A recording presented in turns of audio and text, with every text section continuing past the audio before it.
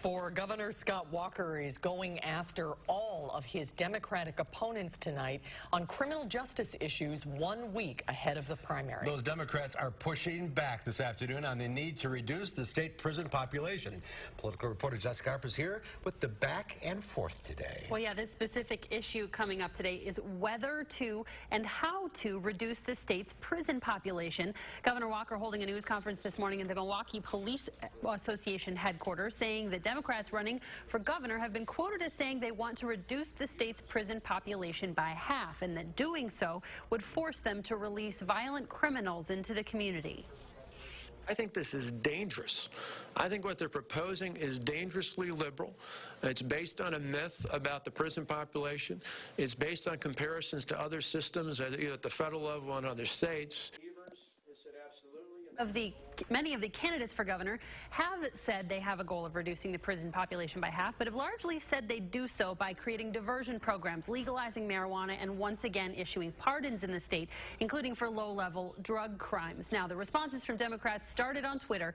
Democrat Malin Mitchell outlining steps he would take to end mass incarceration by ending the state's truth in sentencing law and banning the box to check for felonies on job applications, among other things. Kelderoy said, quote, "I refuse to be lectured on how to repair our broken criminal justice system by the failed governor who helped break it," and said it was ridiculous that she would make the state less safe. Tony Evers said in a statement to News 3 that the state spends more money on corrections than the UW system and needs to get smarter on crime, saying he'd invest in drug courts and rehabilitation. Paul Soglin called Walker flippant and disingenuous and said there are people who have paid for their misdeeds that should be released. Josh Page said his campaign has not said that violent criminals should be released and that he wants to work on reforms.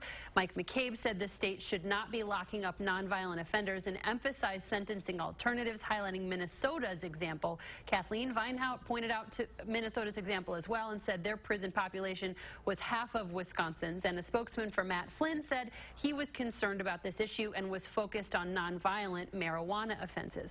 Walker was also asked today whether, if reelected, he would visit a prison in the state. He said, quote, "There's no value in him doing so." Ultimately, Walker said he believes inmate job training is a better alternative to releasing some prisoners early. This is a hot topic, and I was you got to get through all eight. We're out of time. Good night, everybody. Yeah, it is a hot topic, and the primary a week from today. It is, yeah, and we will. We've outlined, we've been going over Rose Schmidt doing a great job over the last couple of weeks trying to outline some of the positions that the Democratic candidates have on these varying issues. The governor obviously wanting to draw a strong contrast on this one in particular today. All right, Jess. Thank you. Thank you, Jessica.